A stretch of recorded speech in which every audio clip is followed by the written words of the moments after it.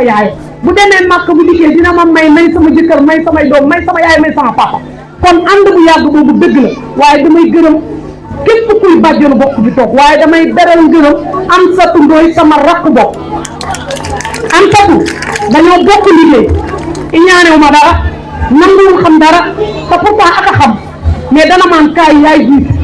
journée yi bañ ko sosee ba tey moom laa ci àndal Anta Samba Gueye Tabara Tall ku lim bi waaye damay lim ñi nga xam ne ñu woon sama wet bi ma gestoo ñoom laaj Fama Faye gis naa waree Touré jaraa boot jërë ngeen jëf ndax benn bàjjen bi yëngu ñun ñëpp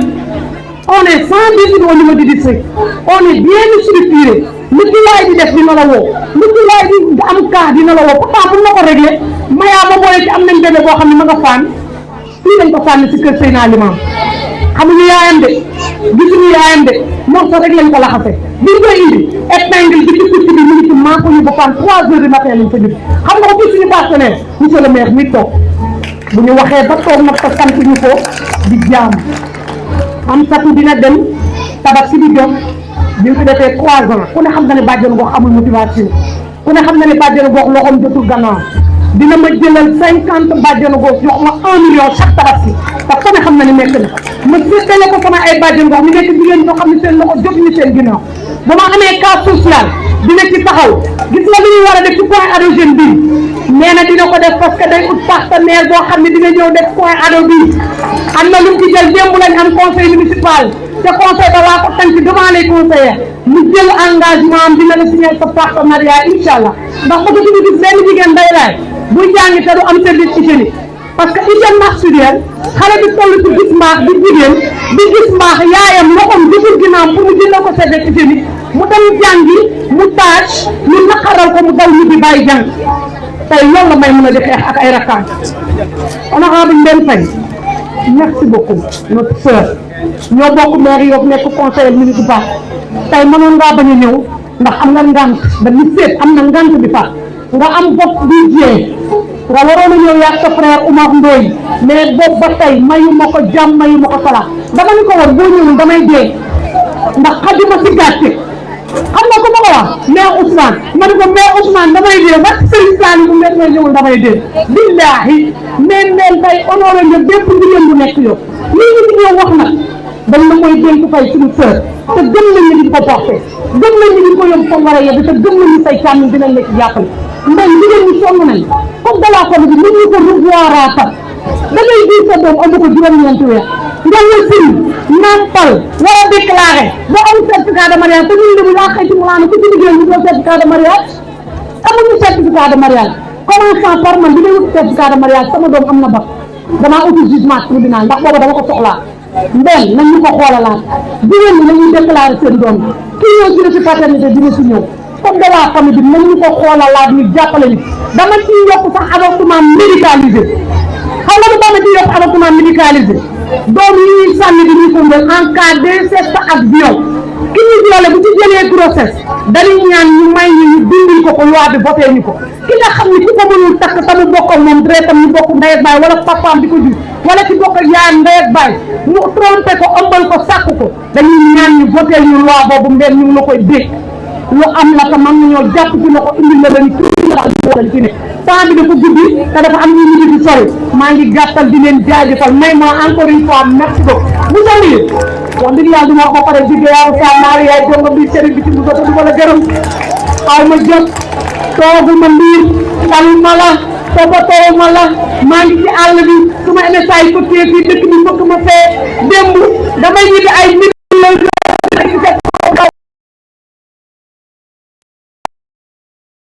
Papa Ilimane merci beaucoup monsieur le maire dama lay seedeel sant sama jëkkër honorable damay sant monsieur Mbir jërëjëf Jarabe waaye damay sant imam Njëriñ damay sant imam Babacar Fall sama ICP Mamadou Gueye imam e ullo maawu Yofi te imam Bass jiite ko Pam Mutu ko Yofi démb ak tey Jarabo Kër APEXI association élèves et étudiants yi Yoff soo da mare santal leen nag waa Kër APEXI à part partenariat maire Kër APEXI la Pam Mutu ko mën naa laa santaat sax na ci turu Kër APEXI ngeen joor waxkat boo ko dénkee micro wax loo ko yaa ko tooy monsieur Mara Seck yaay tooy sant naa la Maïmouna Yade, directrice de Jigéen Sénégal. Pouvez-vous revenir sur l'objectif de la rencontre? Alors aujourd'hui, nous sommes ravis d'être à Yoff avec la présence donc, du premier magistrat de la ville, donc M. Seydina Issa Laye-Sam, qui est le maire de la commune, donc, avec qui nous sommes en partenariat ainsi que les acteurs locaux pour organiser donc, des activités allant dans le sens de renforcer je dirais notre plaidoyer et la sensibilisation donc, des communautés, des populations sur toutes les formes de violence faites aux femmes et aux filles. Donc aujourd'hui, c'est l'occasion vraiment de témoigner, en tout cas, de l'engagement donc de Monsieur le maire, qui, il le sait très bien, je le sollicite depuis quand même quelques temps et je pense qu'il sait que j'ai insisté vraiment parce que pour moi, la logique, c'est lorsqu'on intervient dans une commune, c'est vraiment de travailler avec la municipalité. Je suis très ravie de le voir aujourd'hui présent à nos côtés et ça, cela témoigne un peu de son intérêt, vraiment, sur tout ce qui concerne donc la lutte contre les violences faites aux femmes, aux filles, je dirais la lutte contre les violences faites sur tout le monde, sur les femmes, sur les enfants, sur les hommes, sur en tout cas toutes les populations. En tout cas, c'est un gage donc de volonté, d'une justice sociale, mais aussi d'équilibre social. Alors aujourd'hui, nous sommes à Yoff, évidemment, avec aussi notre partenaire Amnesty International, l'African Women Development Fund, le Voix Essentielle, donc qui nous accompagne donc dans ce processus-là, afin qu'on puisse organiser avec les parlementaires. Donc, un Diakarlo avec sama député, comme vous le savez, Diakarlo sama député, et c'est faire face donc aux parlementaires. Parce que nous avons juste compris que la stratégie qui siège, qui était donc d'aller vers les parlementaires au niveau du Parlement, cela n'a pas donné grand effet. Hein. Donc pour nous, l'innovation, c'est vraiment de ramener les parlementaires au niveau de leur propre communauté, de les mettre pas en confrontation, mais de les mettre en, je dirais, un peu en contact, tout simplement, avec les leaders, avec les communautés elles-mêmes, les communautés qui les ont portées quand même à l'Assemblée nationale. Et la mairie a un rôle important à jouer là-dessus. Donc aujourd'hui, nous faisons face à nos parlementaires. Aujourd'hui, les communautés font face à leurs propres parlementaires, à leurs élus, pour qu'ils puissent regarder de visu, mais de façon concrète, effectivement, que la lutte, que les violences faites aux femmes et aux filles sont une réalité dans nos communautés. C'est-à-dire, aujourd'hui, les parlementaires ne peuvent plus fermer les yeux sur les violences faites aux femmes. Les parlementaires ne peuvent plus tenir un autre langage que d'apprécier de façon positive, effectivement, ces violences-là, mais aussi prendre leurs responsabilités. Parce que nous ne sommes pas là pour influencer ou bien pour leur faire prendre des engagements ipso facto. Du tout. Nous sommes là tout simplement pour leur mettre donc devant le fait accompli, mais également qu'ils comprennent en fait qu'ils ont une responsabilité à engager, une responsabilité à prendre face à ces urgences-là. Les violences sexuelles sont des urgences et des priorités dans ce pays et il faut qu'ils et qu'elles le sachent en tant que parlementaires. Après FASMA, la semaine dernière, vous êtes aujourd'hui ici à Yoff et le constat est unanime. Les témoignages que vous avez eus à FASMA, ce sont les mêmes que vous retrouvez ici. Et bien évidemment. À Yoff. Y a-t-il urgence aujourd'hui de réformer, en tout cas de réviser le code de la famille? Oui, moi je pense aujourd'hui toute la population sénégalaise est d'accord que réviser les dispositions discriminatoires du code de la famille reste une urgence et une priorité. Et c'est une urgence pour protéger les droits des femmes, c'est une urgence également pour favoriser la justice sociale. La nouvelle vision donc Sénégal 2050, également dans son axe 2, promeut l'équité. Ce qui veut donc dire qu'il est important également que nous puissions être en mesure d'amener l'État du Sénégal à respecter ses engagements en termes de droit international. Mais aussi, c'est une responsabilité de la communauté, mais aussi de la municipalité, parce que la municipalité aussi a des compétences transférées. Donc, monsieur le maire qui est là, c'est pertinemment que les questions de santé aussi, c'est des questions qui sont des compétences transférées donc, au niveau de la communauté territoriale, de la collectivité territoriale, ce qui veut donc dire que c'est important quand même que la municipalité soit impliquée. Et d'ailleurs, c'est l'occasion de dire que depuis 2002, nous intervenons au niveau de la commune de Yoff et cette intervention, cette collaboration avec la mairie devra se concrétiser avec un partenariat, la signature d'un MOU avec la municipalité de Yoff. Et c'est le lieu de remercier vraiment le maire, parce que le maire aujourd'hui a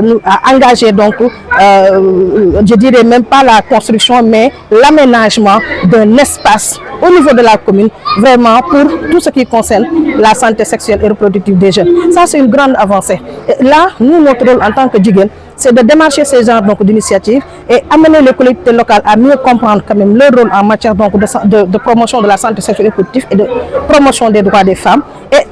demander à l'État d'assurer l'accompagnement. Donc c'est ça notre rôle en tant qu'organisation de la société civile. Moi, maa ngi tudd Maïmouna Astou Yadou nekk directrice exécutive bu Djigen tey ñu ñëw ci Yoff ngir dëggal suñu partenariat bi nga xam ne moom la ñu am ak communauté Yoff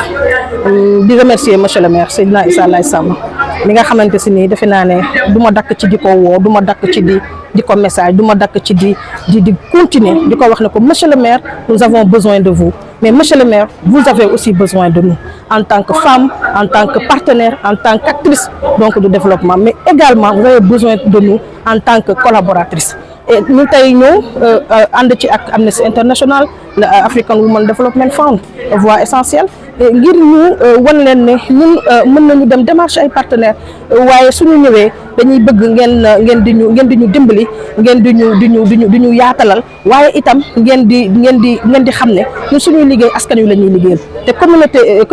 collectivité territoriale dafa nekk dafa am ay compétences transférées maanaam dafa am ay yoo xamante si ni état bi dafa ne jébbal na ko ci wàllu compétence donc loolu wér-gu-yaram ci la bokk économie ci la bokk donc tey suñuy wax ak yelleefu droit des femmes ak yelleefu jigéen dafay yoon municipalité xam ne moom dafa am lu ñu koy xaar ci wàllu égalité des sexes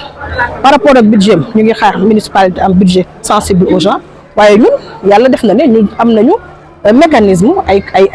outils yoo xam ne mën nañu renforcer municipalité bi ba mu am ay conseils municipaux am ay agents yoo xam ne ñun ñëpp xam nañ lan mooy sensibilité égalité des sexes donc loolu noonu suñu rôle la et ñu ngi waaj a signé benn partenariat ak monsieur le maire partenariat boobu nag di ngeen gis ne dina am benn bayal boo xam ne wala benn bërëb laa koy tuddee boo xam ne monsieur le maire dafa taxaw tey ngir jox ko jeunesse su Yoff monsieur le maire tey taxaw na aménager benn espace bu mag boo xam ne jeunesse su Yoff ñoom ñoo koy moom loolu ci projet jigéen ñi ci la suqeekoo ñu ko ci sant bu baax di ko ci gërëm loolu nag dinañ ci ànd après ak nguur bi nga xam ne moom mooy yor continuité bi politique publique ñun suñu àq suñu rôle mooy trouver appui xalaat ay initiative monsieur le maire ñëw indi ci dooleem indi ci partenaire indi ci léppam léegi nag état daal di jël ay institution ñu ñëw positionné wu ñu continuer liggéey bi. waaw tey nag bi ñuy waxtaanee boo xoolee jàkkaarloo ak sama député mi ngi waxtaanee lépp lu jëm ci li nga xam ne mooy métital yi ñuy métital jigéen ci kër gi mais aussi mu tënku ci li nga xam ne mooy code de la famille nag waxtaanee ko yombul ndaxte société bi dafa sensible te waaye nag lu ñu mënatut a nëbb foog ñu am yóbbu ko ci penc ba ñëpp waxtaanee ko waroowul ak diine waroowul ak aada tey ñu ànd ci association des juristes sénégalaises ngir gën a dimbali jigéen ñi gën a waxtaan ak communauté bi waaye lu ñu bëgg tey monsieur le maire xam ne député yi xam ne li nekk ci kër yi métti na li nekk ci kër yi mënatuñ koo nëbb li nekk ci kër yi mi ngi sooxeel ak yelleefu jigéen mi ngi sooxeel santé des femmes donc dañ koy teg ci penc bi ñëpp waxtaanee ko bu soobee yàlla ku ci ne xam loolu moo ci sa responsabilité nga jël ko bu soobee yàlla. Monsieur le maire, vous changez juste de place.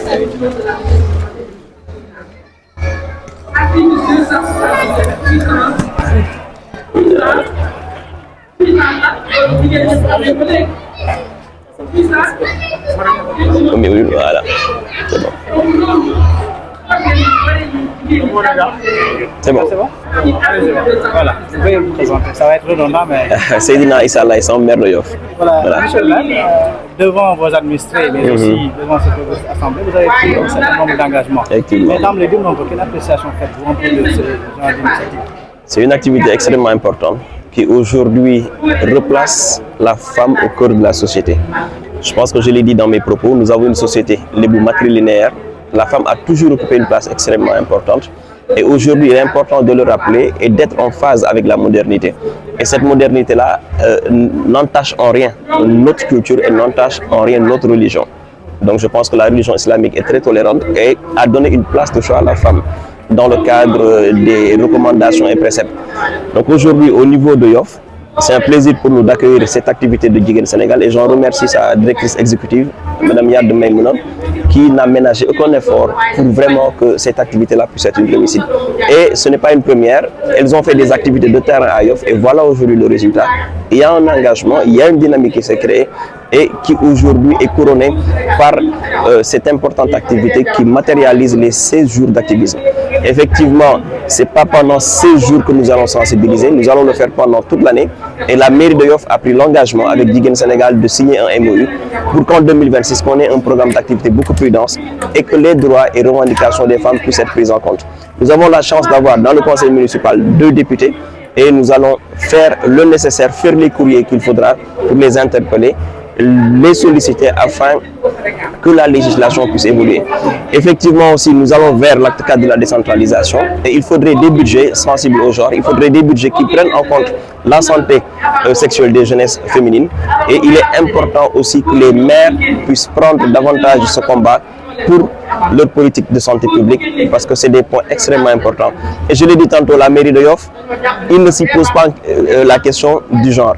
Nous avons des chefs de service dames et elles font un excellent travail. Donc nous sommes déjà en avance sur un certain nombre de points. Et le partenariat avec Jigéen Sénégal amorcera encore une dynamique beaucoup plus ambitieuse et beaucoup plus importante. Et nous remercions aussi Amnesty International et tous les autres partenaires qui se sont greffés à cette activité. Inch'Allah. Initiative, en tout cas au niveau de votre collectivité. li dafa nekk lu am solo dañuy sant yàlla di gërëm bu baax Jigéen Sénégal mais mën a yàdd ak partenaires yu mu àndal ko ci mel ni Amnesty International li ci am solo rek mooy si dëkku Lebu la ñu nekk mag ñi waajur yi dañu joxoon jigéen jox yaay place am ci biir société donc am na fi ba pare waaye nag foog ñu xool dañ ko méngale ak jamono méngale ko ak suñu diine ndax jamono am na lu mu may jigéen diine am na place bu mu jox jigéen l'islam sax nee na la bul dóor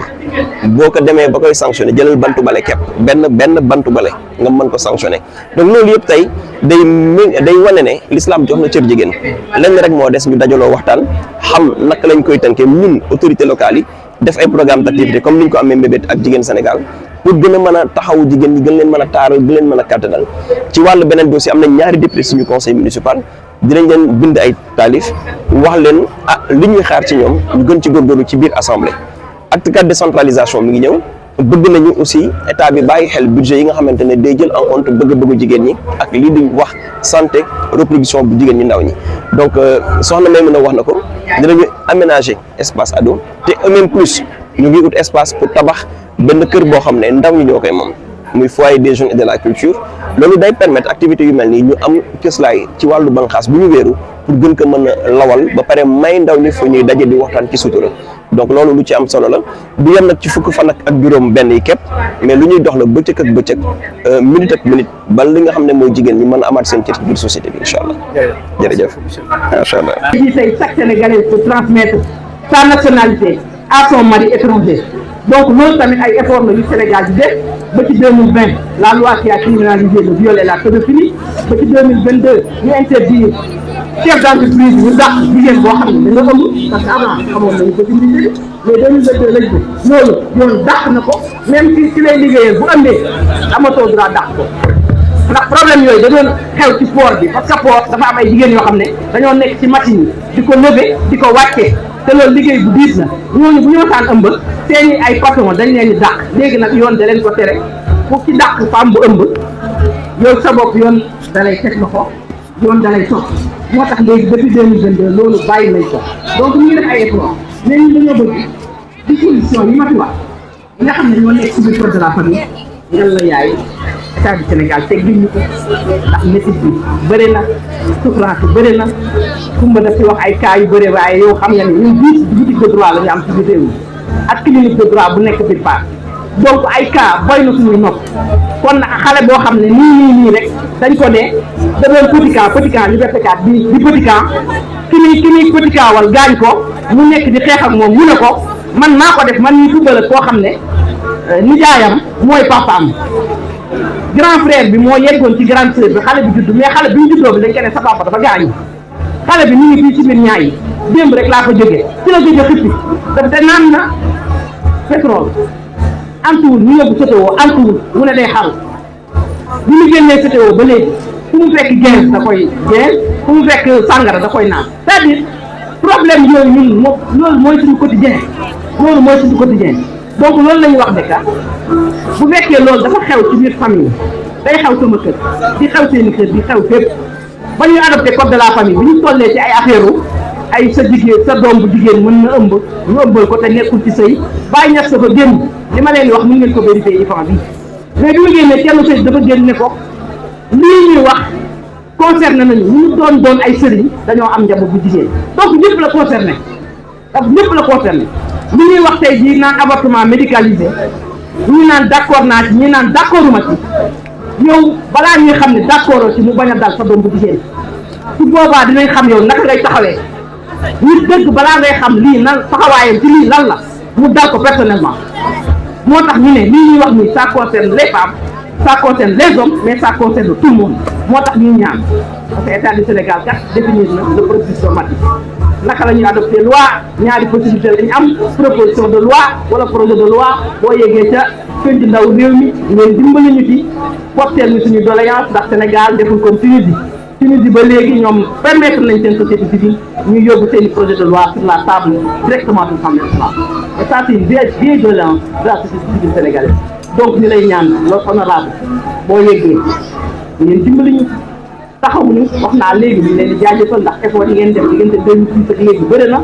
wax naa la loi sur l'équité fiscale wax naa la loi sur l'assurance maladie wax naa la loi sur la nationalité wax naa la loi qui a criminalisé le viol et la pédophilie wax naa la loi qui a interdit les employeurs de licencier les femmes du seul fait de leur grossesse donc loolu effort yooyu la ñu bëgg ngeen poursuivre ko dem ba dindi ñu code de la famille bi nga xam ne ni ngi gaañ jërëjëf maa ngi leen di jaajëfal yéen ñëpp. xanaa xam-xam génn na fi de waaw lii ñu waxu la ëpp foofu li mu wax di leen wax ne rek association des femmes juristes am nañ numéro vert muy 800 800 805 805 805 numéro vert la kenn du fay waxuñu kuy dem police ak gendarmerie rek wala ku ñu dóor képp koo xam ne am na loo bëgg a laaj ci say droit wala ci loi boo ci wootee incha allah dinañ la tontu te doo fay dara. am na aussi beneen numéro boo xam ne 116 la ministère de la famille la ne 116 boobu jigéen bu ñu def lu métti wala xale boo ci woowee incha allah ñoom tam dinañ la won yoon boo mën a jaar donc jërëjëf Aïda moom association femme juriste la bokk moom muy juriste man aussi fa laa bokk para juriste la Aïda fa nga bokk may juriste rek nga bokk fa may para juriste ñu jeex tàkk ñoo bokk benn famille donc wax bi defe naa mu ngi cëppaandaw mais duñ fi jógee liñ fi wax yëpp ay doléance plaidoyer yiñ fi wax yëpp am na koo xam ne day dem wala day fekkee fi ñuy nangoo day fekkee fi ñuy waxtaane day fekkee aussi fi ñuy voté loi yi mu toog fii ñu ñu ko toogee woon keroog jàmm gën ci Kambaaw ñu wax ci ay doléance yu bëri wax ci code de la famille bi nga xam ne dafa tënk jigéen code de la famille bi nga xam ne dafa xaw a màgget ndax ña jiitu woon boobu ëpp nañ juróom fukki at ñoo ko fekkee woon xanaa àddina lu bëri changé na ci donc code de la famille boobu nga xam ne benn jigéen moo ci représenté woon jigéen ñi ci àddina bi yëpp code de la famille boobu la ñu bëgg ñu toogaat waxtaanaat ci ndax waxtaan rek lay doon ñun ñoo bokk lépp yaay la rek ak papa càmmiñ ak jigéen jarbaat ak nijaayam ñun ñoo bokk lépp wante nag jigéen ñi ci néewee doole bëgg nañ wax dëgg yàlla mu dem bëgg nañ wax dëgg yàlla équité bi ñuy wax wala égalité bi ñuy wax def ko théorie mu nekk pratique donc du ñu def dara du ñu jël kàddu bi jox ko honorable mu wax ci li nga xam ne moom moo ñu fi indi ñu joxaat ko rek dajale nañ ci benn camion teg nañ ci waxande teg nañ ci armoire teg nañ ci valise teg nañ ci paan ak siwo ak sac bu ndaw loo xam ne yóbbal la bu ñu lay jox lu yóbbul ñu ko fële ci assemblée nationale nga fexe aussi yenul ñu ko ba nga xam ne li nga xam ne jigéen ñi soxla nañ ko dinañ ko am donc ñu tàccu madame l'honorable mu kontaan ba nga xam ne liñ ci wax moom daf koy porter daf ñuy dig ne bu ñu dig ne bu demee loolu dina am parce que du moom rek mais dinañu dig ne loolu bu demee dina ko porter dina ci wax dina ci waxtaan incha allah.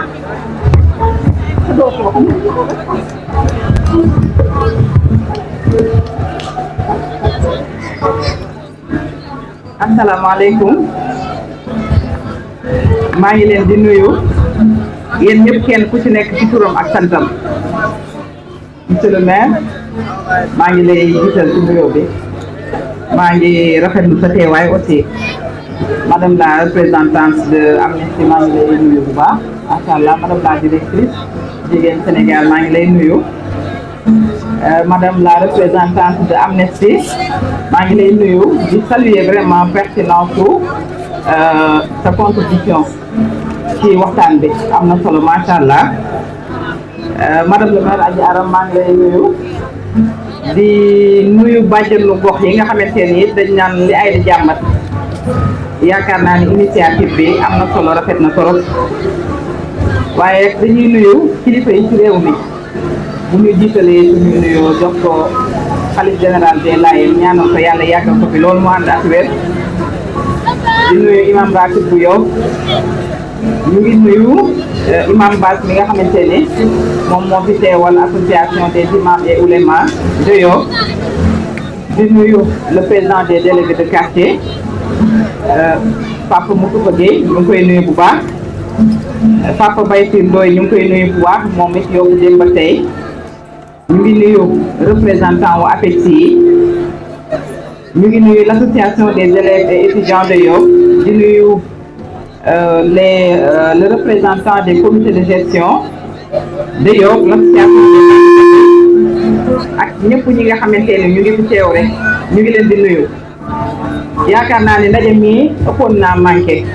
wax dëgg yàlla parce que liñ fi waxtaane lu am solo la te it kàddu yi ñu fi dégg yaakaar naa ne dinañu gën a yokk lu bari waaye dinañu gën a ñaaxit ci suñu taxawaay di wax ne yéen ngeen ñu waaye jàpp naa ne yéen bu du diis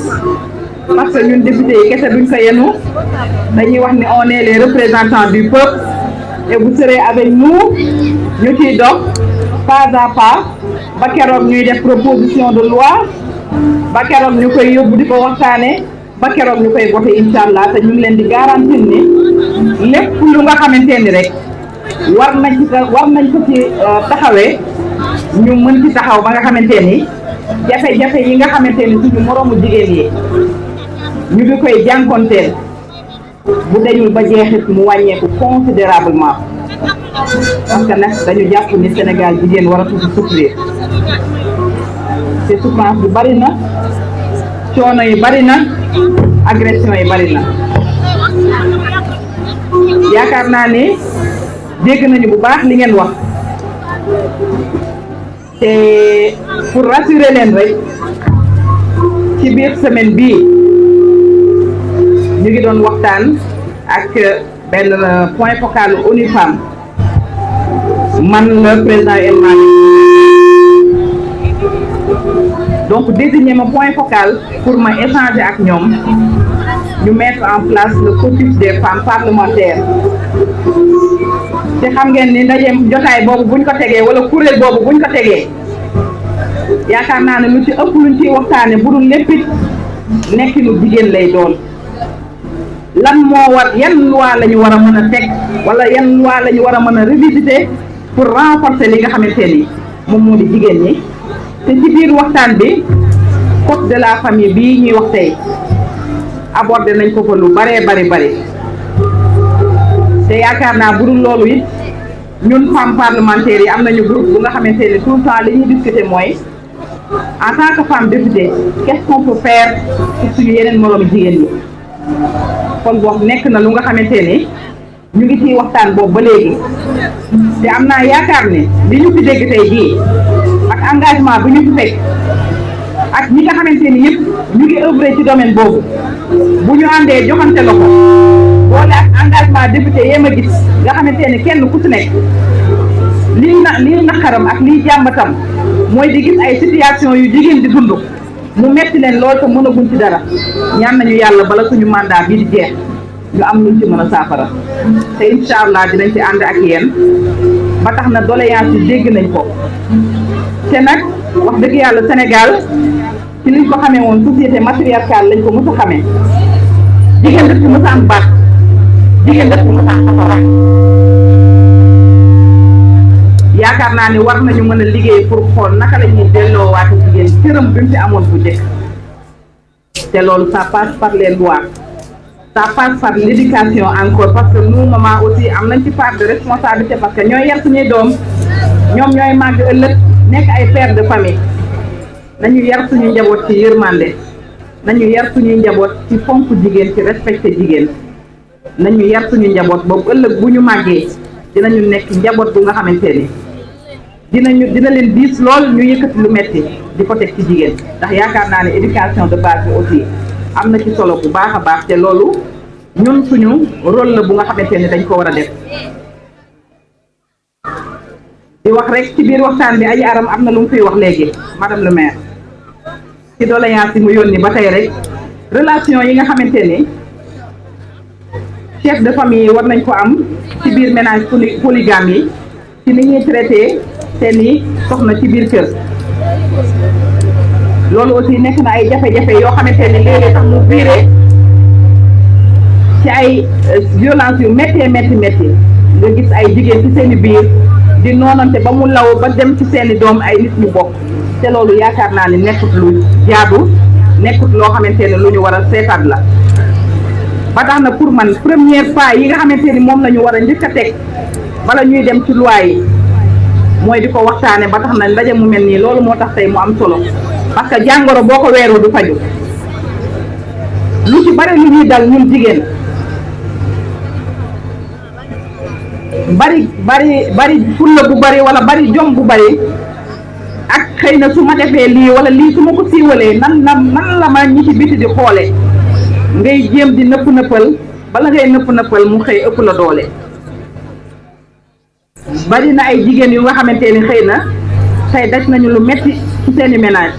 dund violence yu metti ba am na ñoo xamante ni sax xëy na ci violence conjugale la ñu ñàkk seen bakkan amaana bu ñu teeloon a génn waaye ñu ngi xalaat bu ñu génnee ñi ci biti lan la ñuy wax xëy na loolu du leen ci fekk ba tax na jotaay yu mel nii am na solo ñuy sensibiliser suñu biir ñuy waxtaan ak suñu mbokk jigéen ñi xam ni fii lu fi dund rek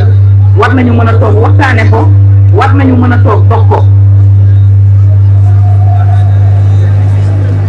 ba tey ci biir point yi nga xamante ni wax nañ ko fi mu di refus de paternité mu di refus de paternité mu di autorité parentale mu nekk problème bu nga xamante ni ñëpp a ngi ciy waxtaan récemment rek dem nañ ci benn atelier bu ministère de la justice organisé et même les juges ñoom nee nañu dañu am ay difficultés par rapport ak loi bi kon bu dee ñoom ñi nga xamante ne ci la ñuy sukkandiku pour àtte ñoo ciy am problème kon yaakaar naa ni loi boobu war nañ ko mën a modifier waat war nañ ko mën a méngale waat ak jamono. Madame Mbaye su ma juumul représente AGS wax na fi code de la famille wax na ci livre 1 livre 2 livre 3 te jàpp naa ni am na organisation bu amoon ba tax code de la famille bi mu taxaw te lépp rek ci inclusion la lépp ci waxtaan parce que léeg-léeg nga gis association de femmes yu taxaw am volonté dëgg pour ni loi bi foog ñu changer ko mais nag gis nañu ay réticence yu bare yu nga xamante ne il faut faire face te dama yaakaar ni ñi réticence dañoo comprendre xëy na xamuñu bu baax a baax li nga xamante ni moom la ñuy xeex ba tax na je vous invite yéen ñi nga xam ne yàgg ngeen ciy liggéey yéen a ngi ci accompagner ay jigéen yéen a ngi dund ay cas ñu ànd ñun avec les députés seet ñi nga xamante ne ñoo am réticence parce que Sénégal lu fi xew dañ ko war a waxtaane première loi sur la parité bi ñu ko jëkkee dugal dañ koo refuser parce que dañ ne c'est une loi anticonstitutionnelle et pourtant biñ ko waajalaatee associé ci ñi ci war a associé ñëpp waxtaan ci ak kilifa diine yi seet ban approche moom la ñu mën a jaar ba communiquer ba nit ñi li ñuy wax mu digest ci ñoom ñu mën ko dégg biñ ko defee am nañ ci gain de cause et pour man je pense que ne war nañu mën a inspiré wu ci modèle boobu ñi nga xam ne noonu la ko suñu aîné yi def ba yóbbu ko parité ba tax tey boo demee assemblée ñun ñu mën fa toog suñuy morom mën fa toog kon dañu am devoir ñun aussi am liggéey bu am solo bu nga xamante ne dinañ ko def pour mën a alléger la souffrance des femmes et qui dit alléger la souffrance des femmes dit alléger la souffrance des enfants la souffrance du Sénégal parce que jigéen mooy Sénégal te nag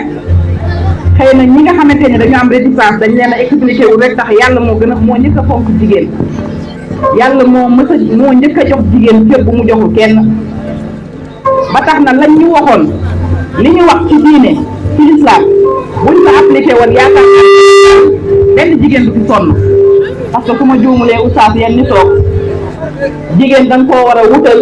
sax ku koy toggal mu toog di toppatoo jëkkëram bu amee nen ne sax dañ ko war a fay pour mu di ko naan parce que yaakaar naa ne loolu appliqué wuñ ko Sénégal yaakaar naa loolu la ñu wax de du noonu kon boog jàpp naa ne bu ñu yàlla joxee suñu kër ba mu mat sëkk kon nañu tax lu ñu moom ñu jël ji ko nañu àndandoo def bloc xam ne li ñuy combat pour toutes les femmes du Sénégal la ñu xool naka la ñuy mettre en place des comités yi nga xamante ni dina mën a tax ñu di ci réfléchir bind ci lu nga xamante ni xëy na ñëpp dinañ ci mën a d'accord wala boog l'écrasante majorité dinañ ci mën a d'accord. Nous en tant que députés on est disposé à porter ces lois dem voter ko ci Assemblée nationale pour que comme ni ñu ko waxee rek points yu bare yi nga xamante ne abordé nañ ko fii vraiment ñu mun ci gis ay amélioration loi sur le code de la famille ñu dem ci révision wam parce que nag jot na loi bu nga xamante ni ça fait des années ñu ci bari ñu ci toog lim leen magee ëpp na lool wax dëgg yàlla te jamono day dox jamono nag buy dox yaakaar naa ne am na ay loi yu bare yoo xam ne da ngay dem assemblée ñu lañ koy améliorer waat parce que méngootul ak jamono jàpp naa ne loi boobu war na ci mën a bokk te ñun de jigéen ñi pare nañu pour àndandoog loxo bépp acteur bu nga xamante ne mi ngi ci di ci yëngu ñu taxaw ci pour li nga xamante ne moom lañ ci war a liggéey ñu liggéey ko te incha allahu taala jàpp nañ ne am nañu yaqin te am nañu bëgg-bëgg bi te am na ay jéego yu ñu commencé di teg que ni avec cette 15e législature dina am ay actes yu nga xamante ne incha allah dinañ ko commencé teg loolu engagement la bu nga xamante ni dama koy jël au nom de toutes les femmes de la 15e législature xam naa ne buñ ma déggee dinañu xam ne lu ñu yàgg di waxtaane la ni dinañ ci liggéey lépp lu ñu war a mën a liggéey pour que ces lois là ñu am naka lañ ciy taxawee donc du ñu guddal dañuy jéggalu rek ci yéex bi nga xamante ni yéex nañ ko ñëw mais comme niñ ko waxee ëppoon nañ fee bañ a ñëw te jàpp nañ ne xëy na waa AGS ak ñeneen ñuy liggéey ci association yi yëpp ñu ngi leen di invité ngeen ñëw assemblée ñu daje ak yéen gën a approfondir points yi gën a xool naka lañ ciy liggéeyee ba nga xamante ni lii nii buñ fi jógee du nekk ndaje bu ñu def rek mu ñu pare ku nekk dem ñibbi mais dafa yar am actes yu nga xamante ni moom la ñuy teg pour assurer li nga xamante ni moom di suivi bi fixé wu des objectifs teg ko ci benn temps nga xamante ni à chaque fois que ñuy évoluer rek dinañu mën di passer ay étapes pour mën a enfin dem ci li nga xamante ni moom moo di révision du code de la famille jëm ci li nga xamante ni aussi moom moo di gën a taxaw rek ci sensibilisation pour lépp loo xamante ni violence la basée sur le genre aussi ñu mën ci taxaw xeex côté boobu gis nañ ni le ministre de la famille et des solidarités am na ay actions yu am solo yu nga xamante ni mi ngi ko ciy teg xanaa dañuy ñaax rek ñu gën a yokk te di wax ne aussi on est disposé te lépp lu nga xamante ni jàpp ngeen ni lu ñu war a taxawee la en tant que député wala lu ñu war a taxawee en tant que simple citoyenne en tant que femme en tant que yaay n'hésitez pas à nous informer incha allahu taala ñu ñëw taxaw liñ ci war a def ñu def ko ci ba mu mat sëkk wasalaamaaleykum wa rahmatullah. merci honorable defe naa ne li ñu doon xaar wala li ñu bëggoon rek déggoon nañ ko ak moom engagement bi am na li ci def mooy processus la incha allah yàlla nañ fa yegg donc dañuy waxaat rek li di ci nag bi xajul ci cin bi toogaay bi rafet na waxtaan bi neex na wante dafa guddi ku nekk aussi bàyyi nga soxla di remercier ñëpp ñi nga xam ne comité boo xam ne mooy liggéey ci assises yi nga xam ne moom lañ koy wax ci code de la famille incha allah dina ubbeeku fépp madame honorable nee na ñëw leen assemblée ku ne la ñëwal moo la ubbil ay buntam donc foofu xalaat nañ ne jeex na ba pare wala yegg nañ fa ba pare ñeneen ak ñeneen dinañ ci toog buñ ci toogee incha allah waxtaan la ay xam-xam dina ci génn ay xaatim dinañ ci génn incha allah ba fi nga xam ne ni bëgg nañ fa yegg ci droit des femmes égalité équité incha allah danañ fa yegg donc ñu ngi remercier ñëpp di remercier présidente Anta Samb ñu nag moom ci 7 mars bi ñu nag moom tey ci am ni ñu nag moom ci teranga bi ñu nag moom ci ouverture bi vraiment Anta mënuñu laa fay yàlla mi am fay yàlla na la yàlla fay monsieur le maire biñ ci jógee di remercier ñu kenn koo xam ne dafa bokk ci ñun bokk ci yow muy Abidou Ndoye am satu yëkkati na chaise yëkkati na fauteuil yëkkati na table lekkul ñaanul ba ñu xëyee fii lañ ko fekk ci base bi solul yére demul fenn ba tey jógul ci base bi abi suma mënu laa fay parce que du fii rek nga ko taxaw ñëpp ngay taxaw te mënoon nga wanewu mënoon nga musoor lu kawe ñëw toog ci booru monsieur le maire wante communautaire bi nga ne rek moo la tënk abi yal na la yàlla fay di remercier ñeneen ñi fi toog yëpp équipe jigéen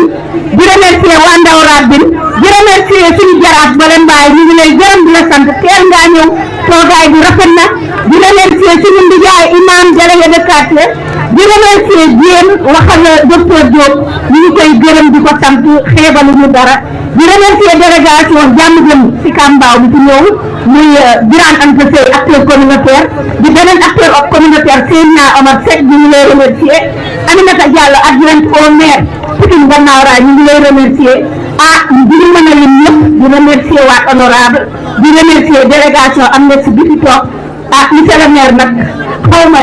ñun ñoo lay remercier xaw ma yow yaay wax jërëjëf kon boobu monsieur le maire dina wax rek ne kontaan nañ damaa amagul yéeg rek ne maa ngi ñëw Seydina Omar Ka adjoint au maire de Diamaguène Sicap Mbao ñu ngi lay gërëm di la sant ndigaay nitu fa ñu ngi lay jox ngërëm ak sant ñi nga xam ne mooy autorité yi nga xam ne ñoo dëkk ci Yoff nga séddale ñu ko virage Ouest Foire Nord Foire la presse waaw dañ koy mottali la presse mag waa Saint-Louis ñu ngi leen di gërëm seen taxawaay rafet na suñu animateur bu rafet bi ñu ngi lay gërëm suñu mbokku jigéen ñi fi toog yëpp association élèves et étudiants suñu jeunes yi Ndaw Rabine kontaan nañ ci yéen rafet na macha allah yal nañu dajewaat daje yu bëri parce que dañ ne orangé le monde orangé ngeen ko ba mu baax jaa ngeen jëf yal nañu gisewaat